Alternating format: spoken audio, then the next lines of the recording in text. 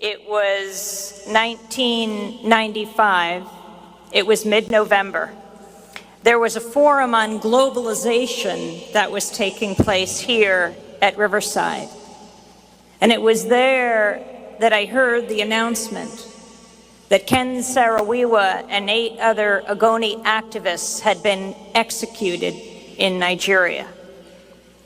Ken Saro-Wiwa, who is the writer, environmentalist, who had dared to take on the nexus of corporate and military power, the military dictatorship of Nigeria and Shell Corporation, which had crisscrossed his land in the Niger Delta, Ogoni land, with gas pipelines above the ground, burning off the gas in flares the size of apartment buildings, the children of the Niger Delta never knowing a dark night, and yet not profiting from the drilling and taking the power out of the earth and giving it to the most powerful on earth, disempowering the host communities from which it had come.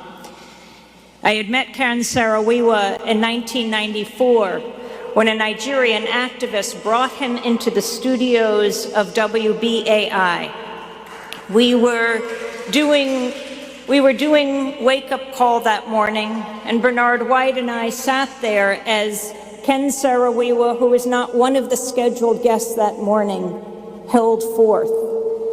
And he told the story of what he was confronting in Nigeria, saying the world had to know, and ending by saying, "I am a marked man." He returned to Nigeria, was imprisoned, was tried, and he was executed.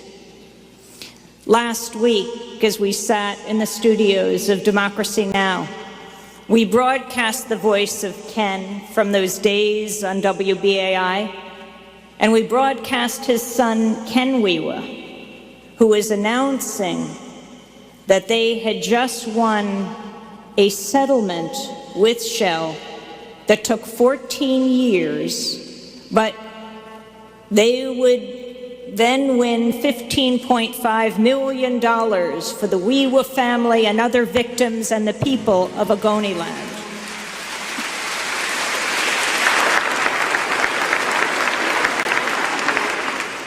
We also played the words of Ken Saro-Wiwa's father, Jim Wiwa, who Jeremy Scahill and I got to meet in the Niger Delta in Ogoni land when we visited 3 years after Ken's death, when Jim Wiwa said directly to us, "Shell is responsible for my son's death." And as we sat there listening to the father, the son, and the grandson, I was sitting next to Judith Brown Chomsky. She was our guest for the hour. Judith Brown Chomsky was one of the leading attorneys in this case that led to this landmark settlement. When I asked Noam tonight how he would like to be introduced, he said, "Tell them I'm the brother-in-law of Judith Brown Chomsky."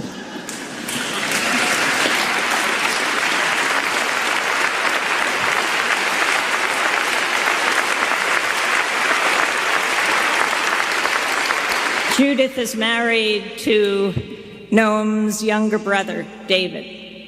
Noam was born December 7th, 1928 in Philadelphia. By the age of 10, he was writing an extended essay against fascism and about the Spanish Civil War. Don't be discouraged.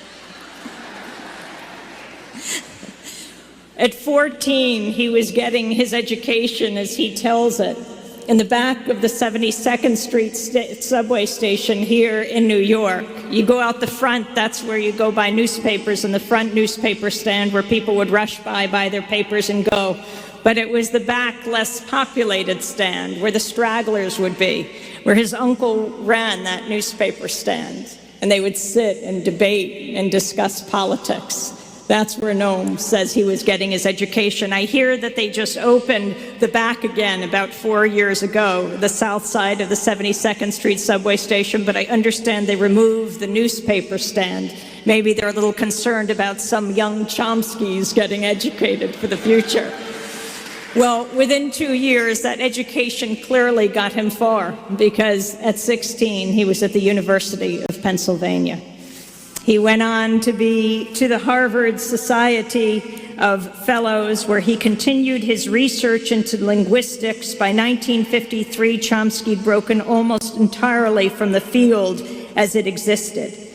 He became a professor at the University of Massachusetts, Massachusetts Institute of Technology in 1955 at the age of 26. I forgot to say he'd already gotten his PhD again at the University of Pennsylvania. And while he broke ground as a world-renowned linguist, shattering all previous paradigms in linguistics, in a world I know very little about, he was also taking on the war in Vietnam. So much so that his lifetime partner, his wife, Carol, went back to school to get her graduate degree in linguistics so that she could be, if need be, the breadwinner if Noam was imprisoned. That's how she described it. She went on to be a professor at the Harvard Graduate School of Education of Linguistics, and also broke ground on child language acquisition. Noam and Carol have known each other since I think he was 3. And he only lost Carol a few months ago. This lifetime partnership, a great model for relationships. His personal life, also a model for all of us of what it means to live a life of integrity. On Democracy Now!, we have interviewed Noam many times. And I think about 2002. It was around midnight. It was May 20th. Journalist Alan Nairn and I were in East Timor. It was a momentous time. After a quarter of a century of slaughter, of genocide, the people of East Timor were celebrating their freedom, those who had survived. The Indonesian military had killed off a third of the population. And I remember that night clearly as Kofi Annan, then UN Secretary General, took the stage as they were handing over the power from the United Nations to the people of East Timor, and then Shinana Gusmao, the rebel leader of East Timor, the founding president of East Timor, ascended to the podium and unfurled the flag of the Democratic Republic of East Timor. The light of the fireworks was reflected in the tear-stained faces of the people of Timor. They had resisted and they had won at an unbelievably high price, but they had won. We were broadcasting this historic moment over the airwaves of Pacifica Radio throughout the United States. And at that moment, we called Noam, because it was Noam Chomsky, since 1975, actually on his birthday, on December 7th, when Indonesia invaded East Timor, who never let this story die.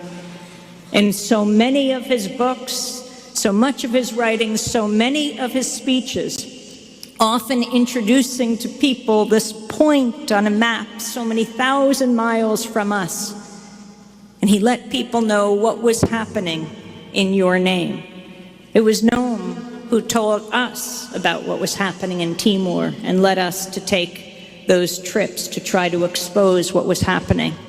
And I bet almost everyone here tonight in this sanctuary has a story about discovering Noam's writings or his voice or his words and how it has changed your life. When I am most affected as I travel the country are the young soldiers who come up to me.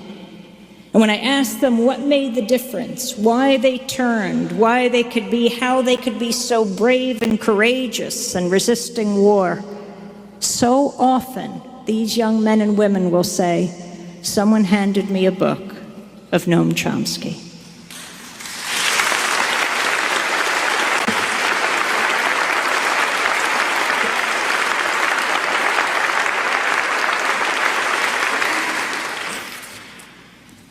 Arundhati Roy said something wonderful about Noam in her book, War Talk. Arundhati Roy, who spoke here in May of 2003. She has a chapter, The Loneliness of Noam Chomsky, where she writes, "When I first read Noam Chomsky, it occurred to me that his marshaling of evidence, the volume of it, the relentlessness of it, was a little, how shall I put it, insane. Even a quarter of the evidence he'd compiled would have been enough to convince me. I used to wonder why he needed to do so much work. But now I understand that the magnitude and intensity of Chomsky's work is a barometer of the magnitude, scope, and relentlessness of the propaganda machine that he's up against. He's like the wood borer who lives inside the third rack of my bookshelf. Day and night, I hear his jaws crunching through the wood, grinding it to fine dust. It's as though he disagrees with the literature and wants to destroy the very structure on which it rests. I call him Chomsky. Being an American, working in America, writing to convince Americans of his point of view must really be like having to tunnel through hard wood. Chomsky is one of a small band of individuals fighting a whole industry, and that makes him not only brilliant, but heroic."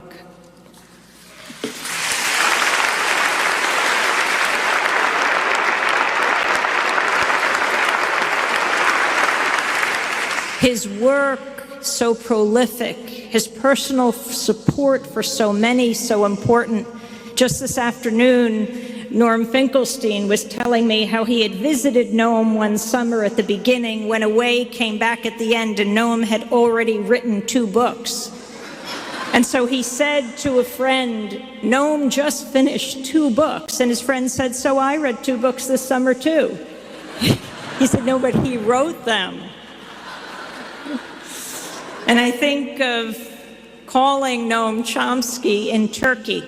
It was February of 2002. He had not just gone there to speak, but to stand with a young publisher named Fatih Tas, who was facing years in prison for publishing Noam Chomsky's work. I called Noam to interview him before he went to court, not knowing what would happen to him as well. When I rang him up, he answered the phone and he said, "Amy, do you know what time it is?" I thought I had calculated correctly. He said, "It's 4 in the morning." I said, "I can call you back." He said, "No, I'm up now. Let's talk." But it's that bravery, that courage, Noam's resistance to the war in Vietnam, and his writing about the wars in Vietnam, the death squads in Latin America, what happened to Vietnam and Cambodia, what is happening today in Israel and Palestine, his opposition to the wars in Iraq, his relentlessness that is such an inspiration to us all. I think looking at the Essential Chomsky, edited by Anthony Arnove, this bookcase that is on the cover is filled with Noam Chomsky's books. He's written over 100 of them. And it's not just writing, because when he explodes the lies, he is saving lives, because the lies take lives.